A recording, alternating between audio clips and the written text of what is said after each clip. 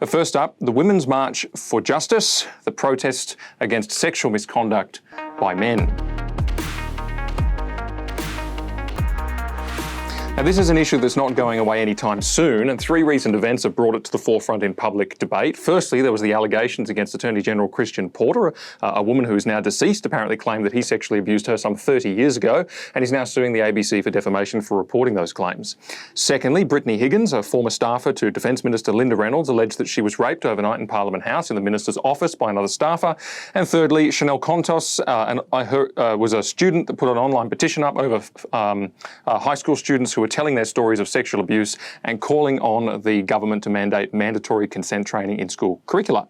So the Women's March for Justice kicked off across the country. There was large demonstrations right across a whole number of cities. Now, firstly, I am not going to write off all of the underlying concerns with this one. It's a pig's breakfast of problems, okay? I'm not writing them all off, but I want to be discerning and examine this movement for just a second in order to sort out the wheat from the chaff, the truth from the fiction, the wise from the unwise.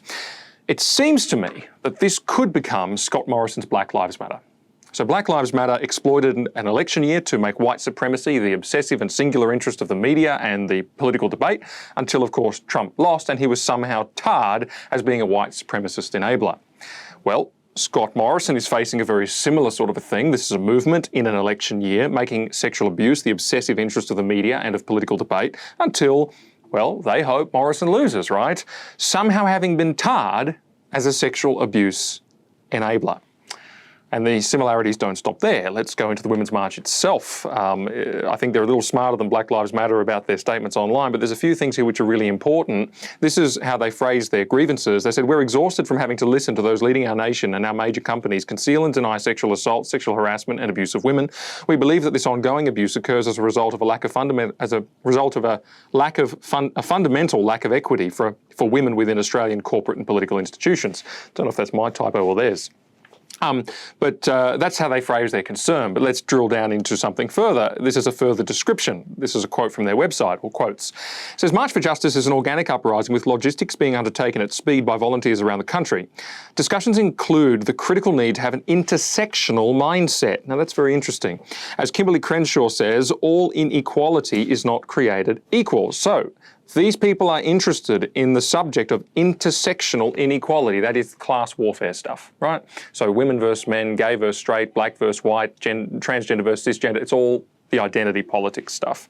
Australia's dominant patriarchal culture, and here we go. They start opening up on that basis. It privileges the white, able-bodied, straight and wealthy.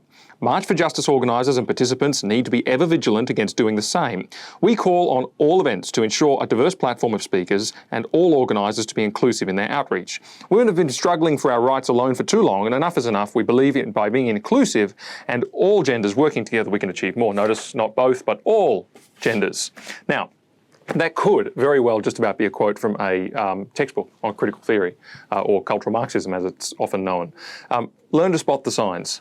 The word intersectionality, red flag. It is an invention of critical theory. The notion of struggle is classic Marxism. The identity politics, tribal divides of class, race, sex, so intersectional oppression was the phrase they used. That's all there. The usual allegation of systemic structures of oppression because a country like Australia was founded on white, patriarchal, blah, blah, blah, blah, blah. You know the drill. It's the same old playbook that we have come to see again and again. Now, these protest movements, they pop up seemingly overnight in quick reply to an event or a series of events. They are funded, they are organised, they push a grievance which happens to fall very neatly within one of the identity politics categories, and then weeks later, those like me who dig deeper find the same Marxist ideology. And this is the great frustration for me. These movements pick up on something that is actually true. In this case, it is a deeply felt concern for personal safety which women carry, and not without cause. And also it is the cesspool, which is Parliament House, and the disastrous conduct that takes place amongst staffers and all the rest of it up there, which has been known about for years and years and years and years, amongst the media in particular and so on, but of course they're going to use it for their ends now. But anyway, this picks up on something that is very real, but here's the thing. They take a reality and they lie about it. They lie about its extent. They lie about the cause of the evil. They say it resides in a particular tribe, the rich, white, male tribe, for example, conveniently, which makes everybody angry at each other and everybody divided.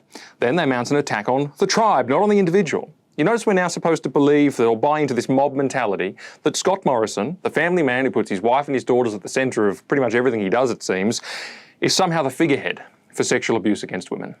That's what we're supposed to believe now. That's where the media has actually managed to get us to. Not because he's guilty. Oh, he's not guilty. Mark my words. But his tribe is guilty. The white, male, powerful target, right? That's on his face. It's not the perpetrators. To take them to due process and get them into the court system and put them in jail, oh, that'd be too quiet and it wouldn't have the political ends that these people want. No, the target's not on the individual, it's on the tribe. Scott Morrison's the leader of the tribe as the #1 political figure who is white, male, able-bodied, etc. It is tribal imputation of guilt. It seems that every time something bad happens, it's turned into a tribal gladiator fight.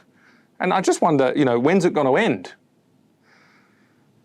We're going to collapse under the weight of our own hatred and division. A house divided cannot stand. Whites fighting blacks, or blacks fighting whites over white supremacy, women fighting men over patriarchy, gays fighting straights over homophobia. It's cancer. It's gnawing us out from the inside, and it's designed to be cancer. It hates the society that it lives in, and so it must gnaw away at it. Welcome to the delightful and pleasant world that is Marxism. A battle of the sexes, is not going to solve the problem that people are seeing here. It will genuinely make it worse. Identity politics will destroy, divide, cancerously gnaw away at these things and make them worse. But I'm not just here to say what's wrong. I'm actually here to say what's right as well. The truth is, here we are in a situation where we've sexualised absolutely everything for 50 years and we're reaping the whirlwind. What else could we expect? Sadly, sexual liberation means that people have a taste for it and they don't want to give it up. And who knew that men with raging sexual appetites didn't push boundaries and even turn bad in their pursuit of that appetite? That's what sin is like, It's insidious. It's like an appetite. It's tasted, wants more, more, more. I tell you what, blessed are those who have never tasted some of these things because they don't face the same trouble. Unfortunately, the genie is well and truly out of the bottle on this. And in the West, we chose sexual liberty. And therefore, it seems that the true solution is so far beyond us. Indeed, the world will mock, it will scoff, it will scorn, it will denigrate the answer. Many people won't even countenance it for themselves, but it doesn't mean it's not the answer. Because we threw the answer away when we decided that it was no longer a virtue to be chaste.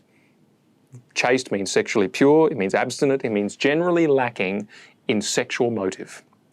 We chose sexual liberation instead of that. And so we desecrated ourselves, we gave ourselves the appetite, and we seduced others to join us, because you can't do it by yourself, you have to have others join in with you. People wanted liberty, no consequences, well, here are the consequences. But here's the thing, let's go back to the solution. If chasteness is a virtue, and it is, then we suddenly have duties around this virtue. We have a duty to honour it in ourselves, and a duty to honour it in others. And just like that, problem solved. I'm serious, think about it. Both men and women have duties in this regard, and they are articulated in Scripture, and I'm going to go through them. First, those aimed at women, which are much less for obvious reasons. But there is something. For example, it does say in Peter that she is to be chaste. It uses the word in her conduct.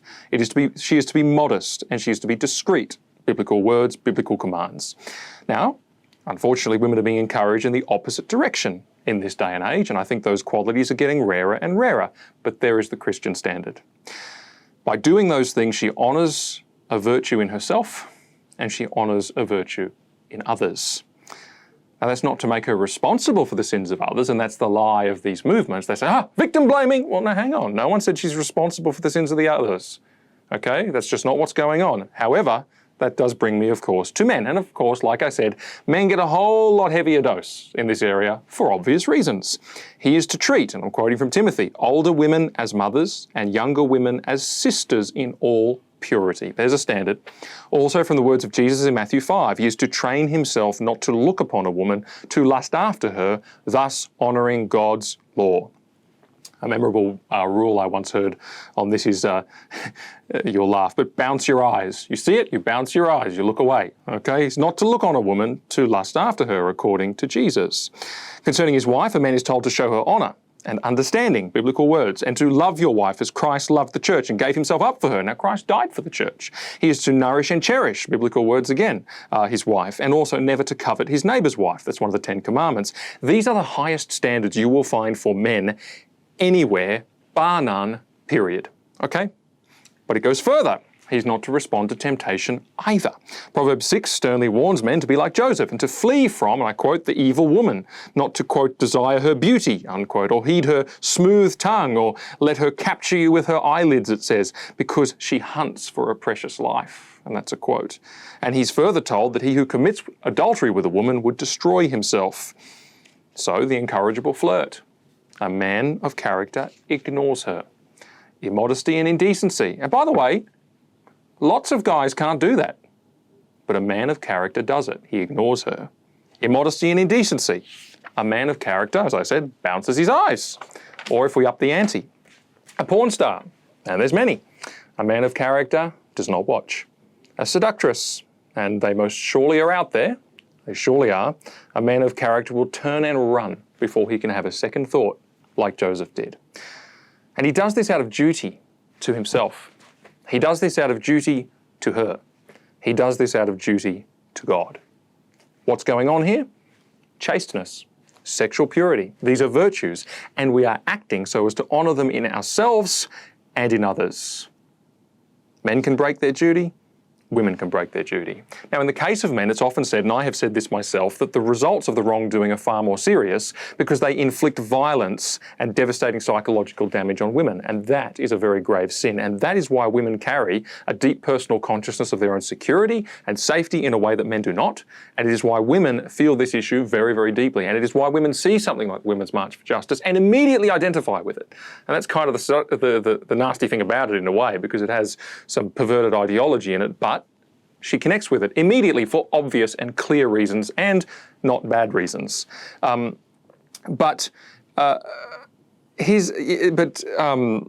where am I up to? But here's the other thing. It's not just men that can do wrong, but if a woman does wrong, so let's say she deliberately seduces a man, okay? Such women do exist, as I said, then the result may not have an appearance of physical or psychological violence. Okay? But see, what I've recently come to realise is that Proverbs 6 teaches us that that does devastating spiritual damage on a man. And so even though the harm is unseen, it is frightful. Now, the reason I'm not supposed to say that in present culture is because we don't accept that purity is a virtue, and so women could have no possible responsibilities to remain pure or to respect it in others, none whatsoever. To say that, in fact, is completely oppressive. Or they use that cheap smear of victim blaming as if I'm somehow pretending that a woman is responsible for the wrongdoing of another, which is baloney. And women who would blame themselves for the wrongdoing of others or their own suffering are very often doing so unjustly. Okay? So let's be clear about that. But there you have it, the proper honouring of a forgotten virtue. That is the answer. They say, well, consent training will solve it. No, it won't. The vast majority of complaints involving consent don't relate to whether consent was given. They only relate to for how long it was given or exactly what it was given for precisely. And so it's a great big fight of he said versus she said. And it's a disaster. It's a pig's breakfast. Far better if they honoured this virtue in the first place. They never would have ended up where they ended up. You know, we as Christians, I believe, have an opportunity to model this very thing in a world that's turned quite filthy. I think that wholesome and chaste people will be most attractive to many and will stand out tremendously and beautifully in a world like this. It has often been said, you know, that the early church was a safe haven for women. That's been observed by a number of historians. I can see why. And it's interesting to me, the stats actually show that the churches in Australia, despite what the woke set will tell you, are mostly female. I can see the issue here. And so there's an opportunity for Christian men to live up to the standard. And I think they're uniquely equipped to live up to the standard because let's be real about this. The only way a man will bring his passions and desires into submission to these standards, and the only way these standards for men and women will be followed by men and women, is if people fear God, is if people bring themselves into submission to the will and ways of God. That's the only way. And so here is our opportunity.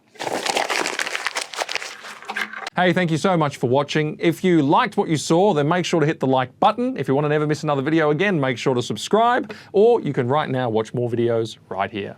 Cheers.